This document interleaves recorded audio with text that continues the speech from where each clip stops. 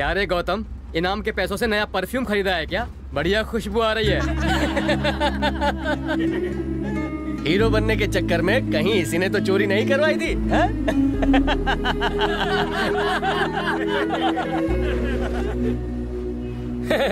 बाबा जी की तावीज पहनकर इसने तो अपना रेप ही करवा लिया है।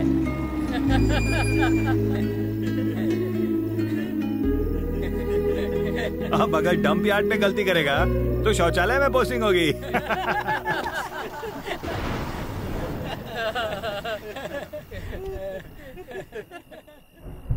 सिक्योरिटी एजेंसी ने लूट की इंक्वायरी शुरू कर दी है। सीसीटीवी कैमरे के फुटेज से पता चला है कि सिक्योरिटी गार्ड गौतम के गैर जिम्मेदाराना बर्ताव की वजह से ये लूट हुई। लुटेरे तो पकड़े गए। आ गया बेवकूफ, अपने साथ हमारे बस्ती का भी नाम बदनाम कर दिया। ऐसे आदमी को तो यहाँ से धक्के मार के निकाल देना चाहिए।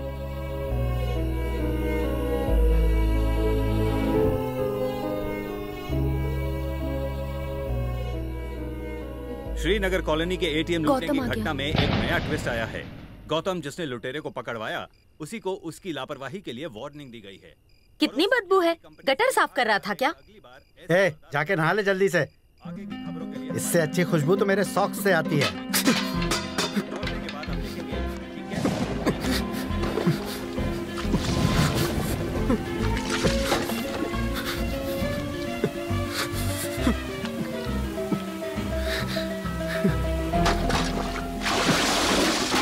अब भी बदबू आ रही है। अगर आ रही है तो कसाई से अपनी चमड़ी उधेड़वा देता हूँ। आप एक पल के लिए बदबू बर्दाश्त नहीं कर पा रहे। मुझे रोज पूरा दिन उस बदबू में खड़े रहना है। आपने मेरी पढ़ाई बंद करवा दी, 4 पैसे भी नहीं दिए, धंधा कर रहे हैं, बात करते हैं। एक बाप होने के नाते कभी पूछा है अपने बेटे को क्या चाहिए?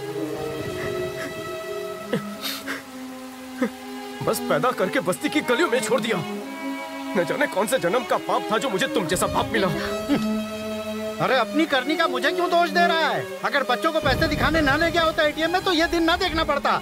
अब तुम ही बताओ, मेरी क्या गलती है इसमें? ये पहले से ही इतना गिरा हुआ है, अब इससे ज्यादा और कितना गिरेगा? ऐसी औलाद से तो बे औलाद होना अच्छा है। परेशान है बेचारा।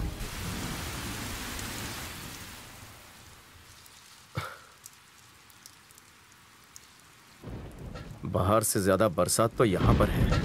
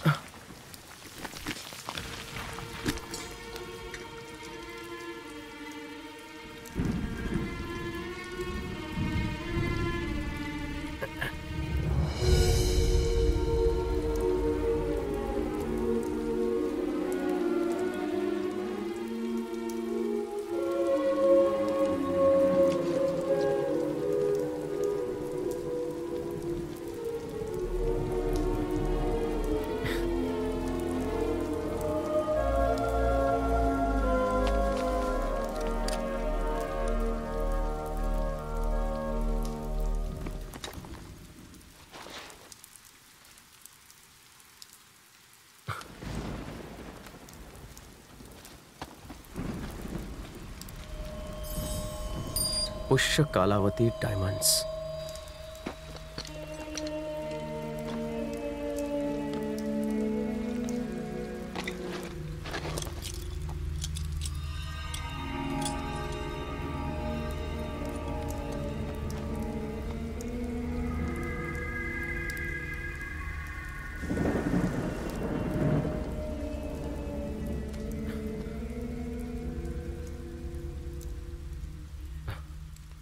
मैं सत्यनारायण वर्मा इस वसीयत में अपनी सारी जायदाद अपने बेटे नरेंद्र वर्मा के नाम कर रहा हूं।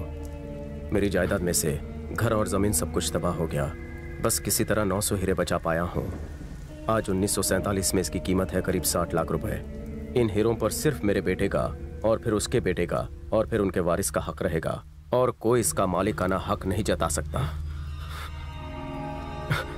पापा पापा पापा उठिए ना। अरे क्या है? उठिए ना पापा। अरे सोने देना भाई। देखिए मेरे दादाजी आपके लिए वसीयत छोड़ कर गए हैं। हैं? लिखा है उन्होंने आपके लिए 900 हीरे छोड़े हैं।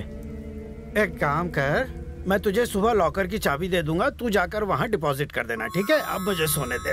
अरे बाद में सोइएगा। उठिए। क्या है? जरा इस वसीयत पर एक नजर तो डालिए। उन्होंने हम लोगों के लिए 900 हीरे रखे हैं। पढ़िए। मुझे लगता था हमारे घर में सिर्फ एक ही पागल पैदा हुआ है। तेरे दादा भी सरफिरे थे, आज पता चला। बेटे, तेरे दादा ने शायद इतनी जायदाद मेरे लिए कमाने के सपने देखे होंगे। फूटी कौड़ी दी नहीं, टाइम पास के लिए विल बना गए और तेरे जैसे नमूने में अपने अंश डाल गए। ले पकड़ ये फटी जायदाद और अब मुझे चैन से सोने दे। उनके बारे में कुछ तो बताइए। क्या है? मैं छोटा था तभी तेरे दादाजी गुजर गए। कुछ सालों के बाद तेरी दादी भी गुजर गई। जहां तक मैंने सुना था तेरे दादाजी मरते दम तक एक साइकिल चलाते थे, वो भी टूटी फूटी। अगर उनके पास हीरे मोती होते तो क्या वो इस तरह की टूटी साइकिल चलाते? सुन, मुझे तो लगता है उनके भी दिमाग का सर्किट उड़ गया था जो ये विल बनाई। वो तो मर गए, अब तू मुझे क्यों मार रहा है? जा जाके सो जा वरना मम्मी को बुलाऊंगा।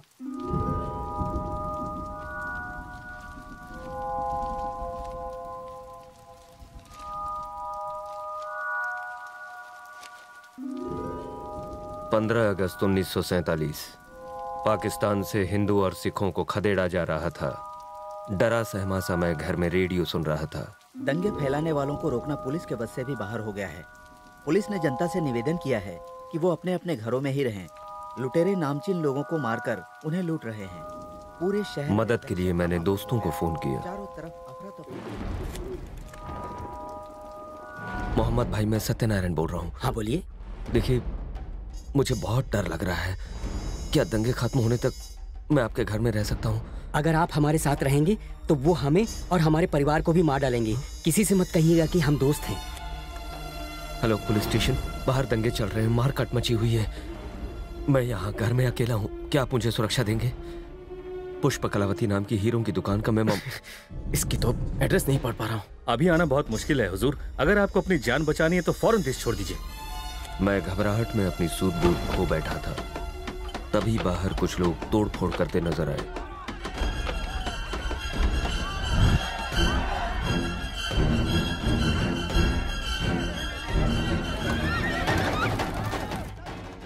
इससे पहले कि वो मुझ तक पहुंचते, मैंने वहां से निकलने का फैसला किया। पैसे, गहने और हीरे झोली में भरे और अपनी कार की ओर भागा।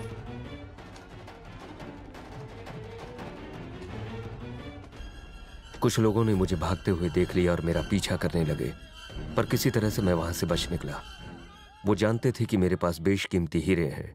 मुझे मेरी मौत का खौफ था, इसलिए कुलदेवी मां हिंगलाज देवी के रास्ते में दर्शन किया और तेजी से आगे बढ़ता रहा। पूरा इलाका लाशों का ढेर बन चुका था। चारों ओर मारकाट मची हुई थी। भागने के रास्ते कम थे। जब मैं छोटा था तो मुझे पता था कि राजा युद्ध के दौरान किसी गुप्त रास्ते से जाया करते थे। एक दिन मैंने वो देख लिया, पर अंदर जाने की कभी हिम्मत नहीं हुई। लेकिन आज जोखिम उठाने के अलावा और कोई रास्ता नहीं था। ये आधे पन्ने तो दीमक खा गए हैं। डरता हुआ मैं खुफिया रास्ते में दाखिल हुआ। सीढ़ियों से उतरता हुआ नीचे गया। दरवाजा खोला तो सामने एक खौफनाक बड़ी गुफा थी। मेरे कदमों की आहट भी मुझे डरा रही थी। उस भूल भुलैया में पता नहीं मैं कहां जा रहा था। तभी अचानक एक कंकाल से टकराया। कंकाल से टकराते ही एक चेन मेरे हाथ में गिरी। मैं डर गया। चेन लेकर मैंने वापस लौटने का फैसला किया। सारे रास्ते एक जैसे थे, इसलिए मैं रास्ता भटक गया। 4 घंटों पागलों की तरह अंदर घूमने के बाद मैंने जीने की उम्मीद छोड़ दी। मैं बुरी तरह से थक गया था, इसलिए मैं आराम करने के लिए एक जगह रुक गया। मैं जहां बैठा था वहां धातु के पक्षी बने हुए थे। उनमें से एक के अंदर मेरे हीरों की थैली गिरी। वजन पड़ते ही उस पक्षी का पंखनुमा ढक्कन बंद हो गया। स्तंभ के ऊपर का हिस्सा खुला और मेरे पैसे, गहनों की पोटली कहीं अंदर चली गई। स्तंभ के ऊपर के हिस्से को मैंने काफी खोलना चाहा, पर वो खुला नहीं। पास रखे पत्थर को हटाना चाहा, पर वो टूट गया। तभी जमीन हिलने लगी, मानो भूकंप आ गया हो। पत्थर का पुल 2 हिस्सों में बट गया और मैं नीचे जा गिरा। सिर्फ भगवान ही जानते हैं कि मैं उस मौत के कुएं से कैसे बचा। मेरे लिखे रास्ते पर अगर कोई जाता है तो शायद उसे खोए हीरे मिल जाए। काम की सारी जानकारियां गायब हैं। ये हिंगलाज देवी मंदिर कहाँ होगा? मेरे दादाजी का घर कहाँ था? हाँ हाँ, उस तरफ। जरा संभाल कर करना, कहीं कुछ टूट ना जाए। जरा एहतियात से। हाँ, थोड़ा उस तरफ खोदो। वक्त जाया कर रहे हो तुम लोग मेरा, जल्दी करो। काम चोर कहीं। मंसूर मियाँ, हम खजाना खोज रहे हैं और उसके लिए बहुत सब्र की जरूरत है। अगर इस तरह बेचैन हो जाओगे तो काम में मुश्किल हो जाएगी। Yes sir.